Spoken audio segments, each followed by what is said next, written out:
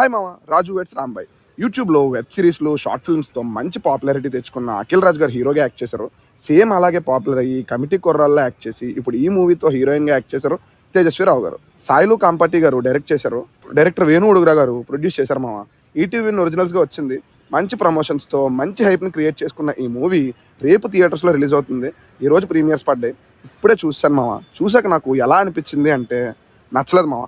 చాలా కష్టంగా అనిపించింది థియేటర్లో కూర్చున్నంతసేపు. ఈ మాట చెప్పడానికి కొంచెం కష్టంగానే ఉంది. బట్ హిట్ అవ్వాలి, ఇలాంటి మంచి మంచి మూవీస్ మళ్ళీ మళ్ళీ రావాలి అని టీజర్ చూశాక అనిపించే ఈ మూవీకి వెళ్ళాను. బట్ సినిమా నన్ను చాలా డిసప్పాయింట్ చేసింది మామ. రియలిస్టిక్ సినిమా, రస్టిక్ సినిమా అని పేరుతో ఏదేదో చేశారు మామ.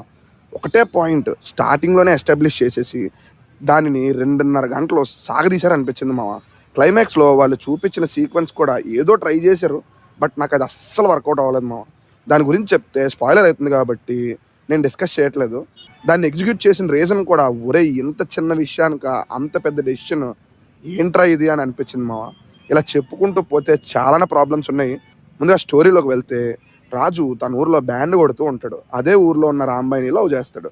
కానీ మొండోడైన రాంబాయి వాళ్ళ నాన్నకి అది ఇష్టం ఉండదు. దానివల్ల రాజు రాంబాయి ఎలాంటి సిచ్యువేషన్స్ ఫేస్ చేశారు, చివరిలో వాళ్ళిద్దరిని విడదీయడానికి రాంబాయి వాళ్ళ ఫాదర్ ఎలాంటి డెసిషన్ తీసుకున్నాడు అనేది రిమైనింగ్ స్టోరీ.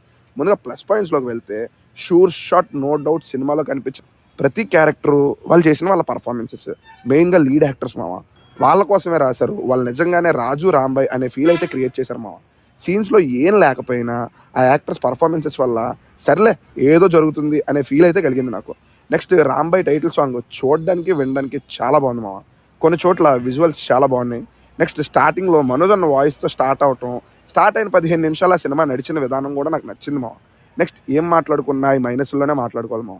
చాలా పెద్ద లిస్టే ఉంటుంది. మైనస్లోకి వెళ్తే ముందుగా స్టోరీ అని చెప్పను, ఎందుకంటే బేసిక్ ఏ లవ్ స్టోరీలోనైనా ఇదే స్టోరీ ఉంటుంది మామ. బట్ దాన్ని మనం స్క్రీన్ మీద ఎలా చూపించాం అన్నదే మ్యాటర్ అవుతుంది.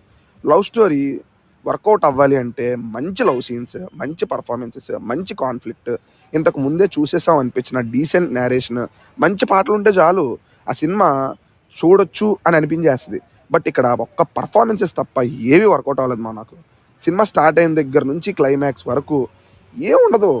ఎక్కడ సినిమా స్టార్ట్ అయిందో అక్కడే ఉంటుంది. ముందుకు కదలదు, ఏం జరగదు.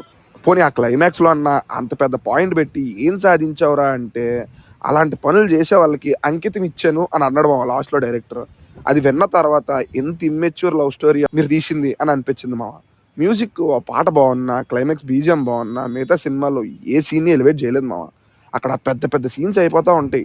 బట్ వాటికి సెటప్స్ మాత్రం ఒరే ఈ మాత్రానికే ఎందుకు రా ఇంత చేస్తున్నారు అని అనిపిస్తుంటుంది. అండ్ కొన్ని చోట్ల బిట్లు, హీరోయిన్ ప్రెగ్నెంట్ అయ్యే సీన్స్, ఇలా కొన్ని సీన్స్ పెట్టారు. అవి చూడడానికి చాలా ఇబ్బంది పెడతాయి మామ. హీరోయిన్ ఫాదర్ క్యారెక్టర్ స్టార్టింగ్లో మంచి ఇంప్రెషన్ క్రియేట్ చేస్తుంది. తర్వాత ఒరే ఆ క్యారెక్టర్ని ఆపేయండిరా అని చెప్పి అనిపిస్తుంటుంది మామ. లాస్ట్లో ఆ క్యారెక్టర్ తీసుకున్న డెసిషన్ అయితే పెద్ద లడ్డూలో డెసిషన్ అని అనిపిస్తుంటుంది మామ. అసలు ఆ సీన్ లేకపోయినా ఈ మూవీకి వచ్చే కష్టం కానీ ఇబ్బంది కానీ ఏం ఉండదు. బట్ లాస్ట్ 15 నిమిషాల్లో ఏదో పెద్ద పాయింట్ చెప్పేశాను, ఫోర్స్ఫుల్గా ఏదో చూపించేశాను, దీంతో ఎమోషన్ని పిండేద్దాం, ఆడియన్స్ని ఏడిపించేద్దాం అని డైరెక్టర్ చేసినట్టే అనిపిస్తుంది తప్ప ఎందుకు బాబు ఎందుకు ఈ క్లైమాక్స్ అని కూడా ఒక పాయింట్ ఆఫ్ టైంలో అనిపిస్తుంటుంది మామ. ఇలా చెప్పాలి అంటే చాలా మైనస్లే ఉంటాయి.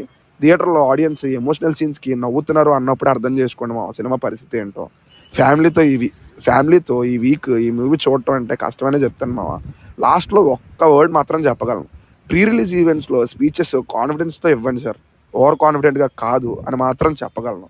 నాకైతే నచ్చలేదు మామ. ఇంకొక విషయం చెప్పడం మర్చిపోయాను. నేను వెళ్ళిన థియేటర్ ఫాల్టో తెలీదు, లేకపోతే సినిమాలో ఫాల్టో తెలీదు, మిక్సింగ్ అస్సలు బాగాలేదు మామ. అందుకే మ్యూజిక్ మీద నాకు ఇంప్రెషన్ రాలేదేమో, ఆయన సరిగ్గా కొట్టినా నాకు తెలియలేదేమో. ఆ థియేటర్ ఫాల్ట్ అయితే మాత్రం నేనేం చేయలేను. నెక్స్ట్ ఇంకో మంచి రివ్యూతో మళ్ళీ కలుద్దాం మామ. బాయ్.